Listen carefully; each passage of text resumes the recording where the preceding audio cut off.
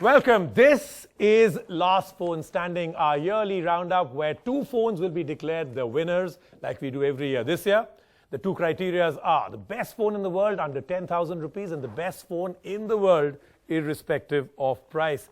Today, we're going to get down to the last phone standing under 10,000 rupees. So here's my advice. Gather friends, call your relatives, gather all around the television. This is going to be an epic adventure as we start in the last phone standing.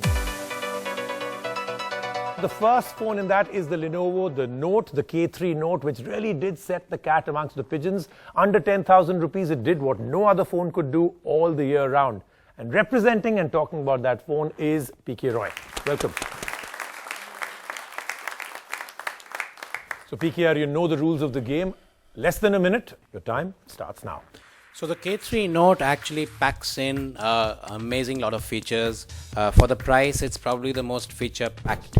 And in this category, this feature-packed stuff for the lowest price seems to work really well. I think even more important, it does something very well. It makes calls, and a lot of phones today have a problem with that. So essentially, it's pretty good with the basics too. It is a 4G phone. It makes great calls. It has great battery life, 3000 milliampere hour battery. Its camera is decent. You're not going to get anything spectacular under 10,000 yet in terms of a camera. But I think as a package under 10K with all of these and pretty good performance for most things, unless you're trying gaming and things like that, it actually is a great package for that price. From the panel, a question? Considering the sub 10K category, now there are many devices in this price span and offering a many features as compared to the K3 Note. So do you think still the K3 Note is a strong contender in the sub 10K market? I think in terms of what it packs, I've never been a fan of packing lots and lots of features for the lowest price, but this one seems to package those features very well. All right, let's go to audience now. Anybody who has a question? We have heard that after-sales service of Lenovo are not up to the mark. Do you think this work against K3 Note? Okay, so after-sales service is a very key part of the whole picture. The good thing is it is a brand. Lenovo has been in the country for a very long time in various avatars and for across products. So they do have a service set up. Most of these companies now outsource service to a third party. Many of the Indian brands actually had a problem with service and they have kind of begun to ramp up. I think you will find that service is okay and acceptable level. Although I too have heard those details, so I haven't had a chance to experience that problem with the thing. Glad that you're being this candid. Thank you so much. Very well presented. Thank you. So what we'll do is, we know that we have the vote going on right now in terms of what the jury or the other four speakers will be marking this on. But in the meanwhile, based purely on your experience of the K3 Note, many of you must be owning it, many of you must be knowing people that own it, and of course, all the perspective that was shown by PKR, I'd like to know how many of you think that this could be Phone of the Year. All those that think it's Phone of the Year will give me a green placard. Everybody else will raise the red one. So let's see. Audience, time for you to vote. Okay, so that's about a 50. The reverse, it's a 40-60 the other way. That's also more negative than positive, and again more negative than positive. Am I correct? So 40% vote for you out here from the audience, and the rest, of course, we'll get right from here. It was a world of Note phones. I think by my count, there were 7 phones launched in 2015, all of which were called the Note. And up next is another phone called the Note, but it's by Coolpad, and representing this is Nikhil. Nikhil.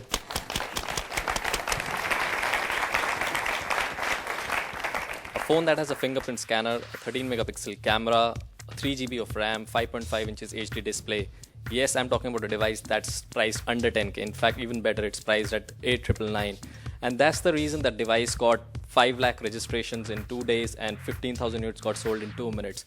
The reason I'm saying that is this device, it's something that has, step in the evolution of budget smartphones and also, set a benchmark that this is what you require if you want a device to sell under 10K. You have to have all these features in it.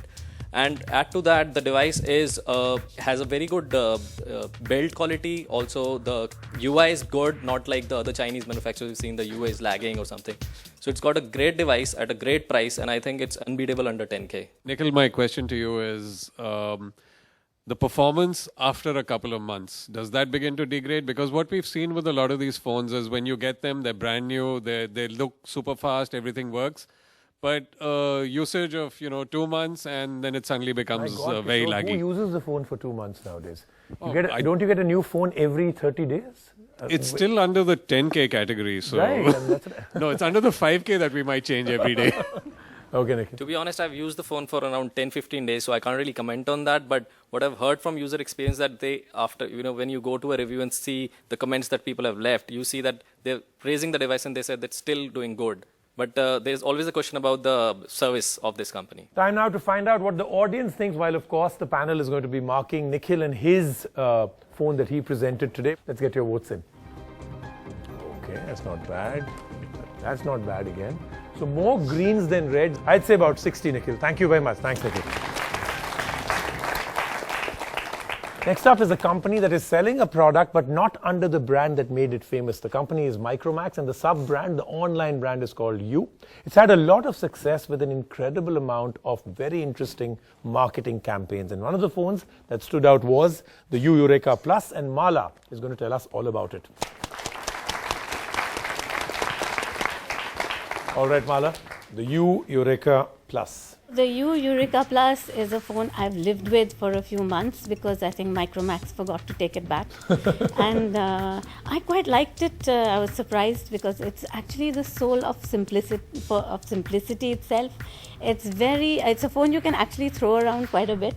Which was, there's a number of times I threw it around and it fell from the bed, and the poor thing withstood my assaults. It's otherwise absolutely, it's got all the essentials. It's got a very nice, comfortable screen, and it's got 2 SIM slots. It was a very comfortable phone to use. A lot of other phones have now overtaken it in looks. But with this particular one, I didn't have to worry that I'm going to break some thin little bezel or something. And I was extremely comfortable using it. So is there like one outstanding feature here, or would that be simply overall usability? Because there seem to be quite a few phones competing for that general overall usability with nothing great space. That's what I said in the beginning. I find simplicity and usability, comfort, these are really important things. You just don't have to worry about that phone. And for anyone who doesn't want to be challenged with too much stuff on it, it's just a plain Jane, sweet, comfortable, matronly phone. My question is that is the You Eureka Plus is actually better than You Eureka because the battery hasn't changed and the bigger display has consumed a lot of battery?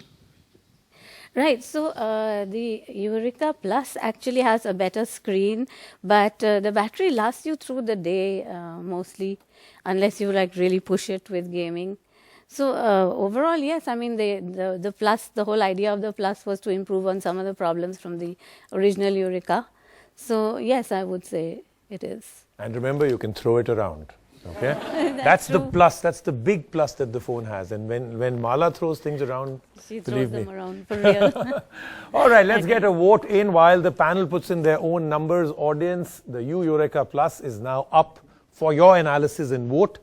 Green is if you think it's phone of the year. Red if you don't think so. Let's get your votes in. Yeah, so about 35% of you think it is. The rest we'll find out from the jury. Thank you very much, Mala. And interspersed within the show is going to be other categories where it will only be done by nomination and a vote from the panel. They've already voted on this. I'll just declare the results. So these are going to be those that have different categories that will not be presented on stage just by vote. The first one, Innovation of the Year in phones. And here are the nominations. So the iPhone 6s, the Samsung S6 Edge, and a surprise nomination, of course, is the Chiku Qtera. The iPhone 6s has been voted as the most innovative phone of the year. On that note, we'll take a break right now, but do remember 2 more phones will be represented on stage right now. The voting will carry on. And remember, lots more in the nomination category also shall be revealed. All of that on Last Phone Standing when we return.